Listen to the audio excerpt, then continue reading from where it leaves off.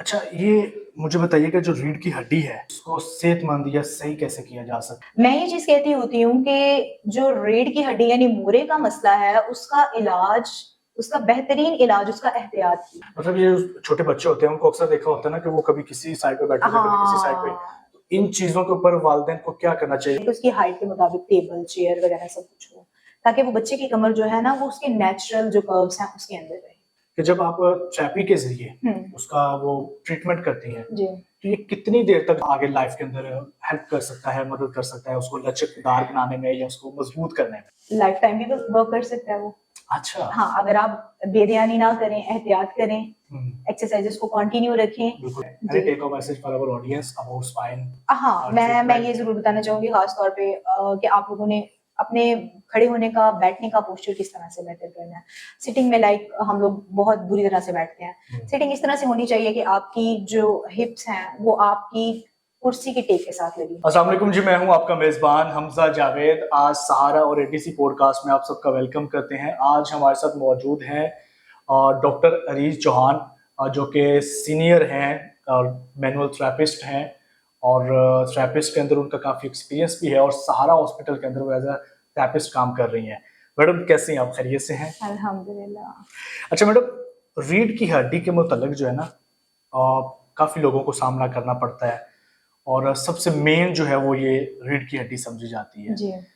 किस तरह की बीमारियाँ या किस तरह की चीज़ें जो हैं वो इससे फेस की होती हैं, और उसको कैसे आप सही करते हैं या उनको आप जज करती हैं कि इसको फ़लाँ जो है वो पेन है? असल में हमारे पास जो रीढ़ की हड्डी है जिसको हम कॉमनली जो कॉमन पर्सन है वो हुँ, कहता है हुँ। मोरे का जो मसला आता है, बिल्कुल ऐसे ही है। ठीक है। अब ये दो तरह से है ज्यादातर। एक तो आता है गर्दन के मोरों का मसला, जिसकी दर्द हमें कैसे पता चलता है कि ये गर्दन के मोरों का मसला आ रहा है। हुँ, हुँ। जो दर्द है वो उसकी बाजुओं तक जाने लग जाती है, हुँ, हाथ सुन होने लग जाते हैं, ऐसे चल लगता है जैसे कीड़ियां चलने लग गई हैं हाँ, हाथ में, बिल्कुल ऐसे ही। ठीक है।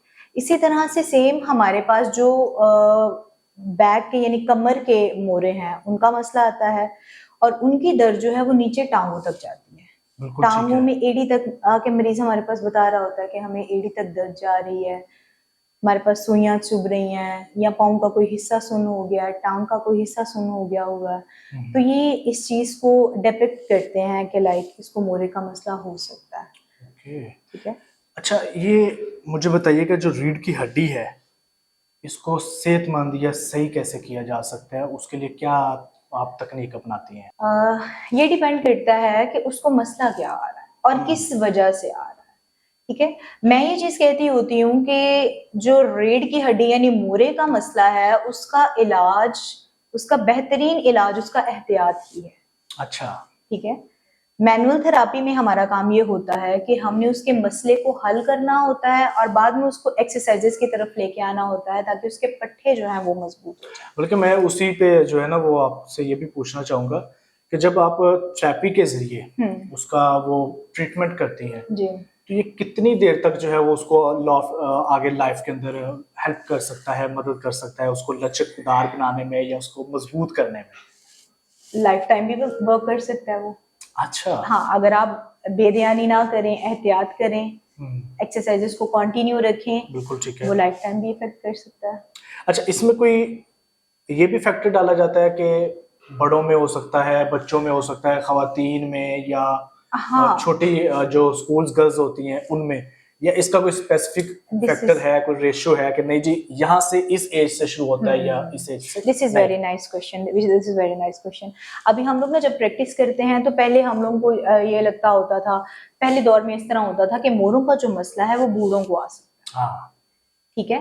लेकिन इसकी जो देखें, मोरे में अब दो मोरों के दरमियान एक गद्दी रखी होती है जिसको हम कहते हैं डिस्क, बिल्कुल ठीक ठीक है। है। अब जो डिस्क का मसला है वो ज्यादातर कॉमन होता है नौजवानों में। ओह! तो नौजवान भी अगर गलत तरीके से उन्होंने वजन उठाया है, गलत तरीके से बैठ रहे हैं, तो उनमें भी ये मसला आने लग जाता है। पहले इस तरह होता था कि लाइक एज रिलेटेड फैक्टर्स की वजह से जो डिस्क के मसले आते हैं, डिजेनरेटिव चेंजेस आती हैं, स्पॉन्डिलाइटिस आता है, उसकी वजह से पेन आती थी। लेकिन अब इस तरह से होता है कि लाइफस्टाइल लोगों का चेंज हो गया ना, लाइक हुँ, हुँ। हमारी डेस्क जॉब जो है वो ज्यादा हो गई हुई है, हम बच्चे भी फोन पे ज्यादातर रहते हैं, ठीक है। ये तो बिल्कुल ऐसे ही है। पोस्चर है हमारा, ये हम कमर को सीधा रख ही नहीं सकते। ऐसे ही है। तो जब वो मुसलसल कमर इस तरह झुके हुए पोस्चर में रहती है तो उसमें स्ट्रेन के चांसेस जो है ना वो बहुत ज्यादा हो जाते हैं। मतलब ये जो छोटे बच्चे होते हैं उनको अक्सर देखा होता है ना कि वो कभी किसी साइड पे बैठे होते हैं, कभी किसी साइड पे। तो इन चीजों के ऊपर वालिदैन को क्या करना चाहिए कि मतलब उनका, ताकि वो इन फ्यूचर जब वो 10, 15, 20 साल में जाते हैं तो उनकी कमर में दर्द शुरू हो जाता है, मोरों में दर्द शुरू हो जाता है, इसके लिए क्या किया जा सकता है? इसके लिए ये है कि अर्गोनॉमिकली डिजाइन, फर्स्ट तो बच्चों को ये है कि इन्वायरमेंट उनका अर्गोनॉमिकली डिजाइन ये है कि उसकी हाइट के मुताबिक टेबल, चेयर वगैरह सब कुछ हो, ताकि वो बच्चे की कमर जो है ना वो उसके नेचुरल जो कर्व्स हैं उसके अंदर रहे। अब देखिए अगर बच्चा है वो ऐसे ही बैठ रहा है, ठीक है, तो उसमें कमर के दर्द आने के चांसेस बहुत ज्यादा होते हैं। मुझे ना बड़ा इख्तलाफ है उन स्कूल से जो बच्चों को इतनी इतनी किताबें दे देते हैं, बड़े बड़े भारी बैग उठा के बच्चे कंधों पे लेके जा रहे होते हैं। मेरे पास अभी डिपार्टमेंट में ही कुछ ही दिन पहले एक बच्चा आया हुआ था, वो 12 साल का था। आप यकीन करें उसकी कमर के सारे पट्टे सख्त हुए हुए थे और वो इस पोस्चर में था, बिल्कुल स्लाउज्ड पोस्चर में था। एंड आई वाज अमेज्ड कि इसकी उम्र क्या है और ये किस मर्ज के साथ हमारे पास आ रहा है। मतलब अगर वो ज्यादा देर इसी पोस्चर में और रहता तो उसको ज़हरा मोरों का मसला हो जाता। सारी बात है, ठीक है, क्योंकि सारे तो पट्टे खिंच के हुए थे, उसमें टेंडेड पॉइंट्स बन गए हुए थे। टेंडेड पॉइंट्स कहते हैं पट्टों में जो गिरा वगैरह आ जाती है। अच्छा मैडम, इसमें हमारी जो ग़िज़ाएं हैं, डाइट, वो क्या इफेक्ट डालती है? और उसके अलावा आजकल सप्लीमेंट इस्तेमाल किए जाते हैं कि जल्दी जो है वो हमें निजात मिल जाए। अगर मोरों का दर्द होता है या कोई कमर दर्द होता है तो उसके लिए बेहतर क्या है? डाइट प्लान बेहतर है, फिजियोथेरेपी बेस्ट है, या फिर उसमें आप सप्लीमेंट इस्तेमाल कर सकते हैं? देखें ये सारी चीजें साथ चलती हैं। अच्छा। ठीक है, फिजियोथेरेपी, मैनुअल थेरेपी ये इसलिए है कि लाइक मर्ज को खत्म किया जाए और उसके जो पट्टे हैं उनको मजबूत किया जाए, मोरों को उनकी जगह पे वापस लेके आया जाए।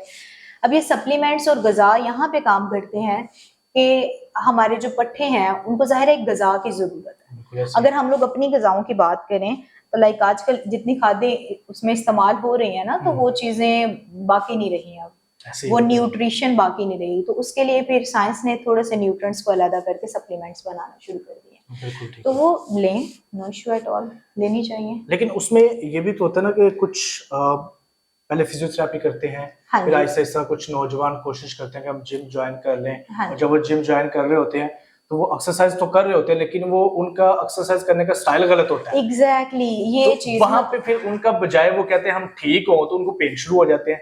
हाँ, हम लोग स्टैंडर्ड पोस्चर्स में काम नहीं करते। We don't know how to sit, कैसे बैठना है, हाउ टू स्टैंड, कैसे खड़े होना, हाउ टू एक्सरसाइज, कैसे वर्जिश करनी है, हाउ टू लिफ्ट, कैसे वजन को उठाना है, हमें ये पता ही नहीं है इस चीज का। तो ये जो है ये तो जिम इंस्ट्रक्टर्स का काम है कि वो उस बच्चे को गाइड करें कि आपकी पोजीशन ये होनी चाहिए, ठीक है, या जो भी उधर गया है। और नॉर्मली भी पोस्चर्स आजकल जो हमारे हैं, तो इसके लिहाज से मेरे ख्याल से कि आगाही जो है वो लोगों को बहुत ज्यादा होनी चाहिए। जैसे हमारा सिटिंग का पोस्चर बड़ा खराब है, लोग 8-8, 9-9, 10-10 घंटे बैठ के काम करते हैं, लेकिन उनको पता ही नहीं उन्होंने बैठना कैसे है। बिल्कुल ऐसे ही है। ठीक है, अक्सर देखा है वो चेयर के ऊपर बैठे नहीं होते बल्कि लेटे होते हैं। यस यस यस तो यस। अच्छा मैडम, डेली बेस पे कितने आपके पास जो है वो स्पाइन के अबाउट पेशेंट्स आ जाते हैं जिनको आप ट्रीट कर रही होती हैं? अच्छा, टू बी वेरी कोई ऑनेस्ट, ऐसा वाकया जो अभी तक आपको याद हो स्पाइन के related? Yes yes yes yes, मेरे पास एक पेशेंट आई हैं, लाइक उनका फरवरी में वो मेरे पास आई। ओके। तो उनकी सर्जरी होने वाली थी, मतलब 3 डेज बाद उनकी सर्जरी थी। तो उन्होंने मुझे अप्रोच किया और उनके गर्दन के मोरों का ना मसला था, and she was like that. उनका इस तरह का पोस्चर था और वो हेल्थ वर्कर थी बजाते खुद भी, ठीक है, वो ऐसे थी। और जब मैंने उनको देखा ना वो गर्दन इस तरफ मूव कर सकती हैं, ना वो गर्दन इस तरफ मूव कर सकती हैं। फिर जो हमारा ट्रीटमेंट प्लान था उनका, मैंने ट्रीटमेंट किया तकरीबन मैक्सिमम सेशंस जो थे उनको मैंने 6 डेज पहले कॉन्टिन्यूस बुलाया, उसके बाद आहिस्ता आहिस्ता, और अब अल्हम्दुलिल्लाह उनके रेफरेंस से ज्यादा पेशेंट्स आते हैं। इसका मतलब ये हुआ कि वो सेटिस्फाइड है, वो बहुत, अब उनको कोई पेन नहीं है। जबरदस्त, मतलब वो ऑपरेशन से भी बच गई। वो ऑपरेशन से बच गई, जबरदस्त, मतलब ये तो बहुत आला है। अच्छा मैडम, एंड की तरफ जा रहे हैं, any take home message for our audience about spine? हाँ, मैं ये जरूर बताना चाहूंगी खास तौर पे कि आप लोगों ने अपने खड़े होने का, बैठने का पोस्चर किस तरह से बेहतर करना है। सिटिंग में लाइक हम लोग बहुत बुरी तरह से बैठते हैं। सिटिंग इस तरह से होनी चाहिए कि आपकी जो हिप्स हैं वो आपकी कुर्सी की टेक के साथ लगी हों। बिल्कुल ठीक है। और जो आपके कंधे हैं वो लाइक इस तरह स्ट्रेट हो, आपकी गर्दन बिल्कुल आपके जिस्म के साथ हो, ठीक है, वो बाहर को ना निकली हो। जैसे अगर हम बड़ा सा वजन इस तरह हाथ में पकड़ लेना तो वो हम कितनी देर उठा सकते हैं, ज्यादा देर नहीं उठा सकते, बाजू थक जाता है। अगर हम उसको साथ लगा के रखेंगे हम ज्यादा देर उठा सकते हैं, माइट भी पॉसिबल मैं अपना पूरा पॉडकास्ट उसके साथ कर लेती, ठीक है। तो लेकिन इसी सेम हिसाब हमारे सर का, अगर हम उसको इस तरह बाहर निकाल के रखेंगे तो हमारी गर्दन जो है वो थकेगी, उसके पट्टे खींचेंगे, फिर मोरों पे आहिस्ता आहिस्ता स्ट्रेस आएगा। तो अगर हम उसको साथ साथ लगा के रखेंगे अपने जिस्म पे, एलिगेंट भी लगेंगे और पोस्चर भी बेहतर हो जाएगा और मसाइल से भी बच जाएंगे। मैडम बहुत शुक्रिया, आपने कीमती वक्त हमारे पॉडकास्ट के लिए निकाला। तो नाज़रीन, आज के पॉडकास्ट में इतना ही। हमजा जावेद को इजाजत दीजिएगा, लेकिन एहतियात कीजिएगा कि आप भी इन चीज़ों के ऊपर अमल करें, अपने पोर्शन को ठीक करें, बैठते टाइम, उठते टाइम, सोते टाइम। हमजा जावेद को इजाजत दीजिएगा। अल्लाह हाफिज।